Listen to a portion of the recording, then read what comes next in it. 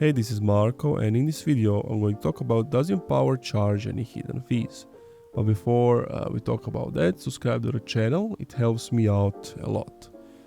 So based on Empower, they don't. So the only thing that they have is their subscription fee. That's $8 auto-recurring monthly subscription fee to use the platform. And of course, remember, deleting the app does not unsubscribe you from their subscription. You need to cancel the subscription in the app or contacting their support team. Now there are some things you need to know. So there are some fees when it comes to foreign transaction fees, which is 1%. There are no interest or late fees associated with cash advance. And instant delivery fees, there is no fee to receive your cash advance via ACH to a linked external bank account. But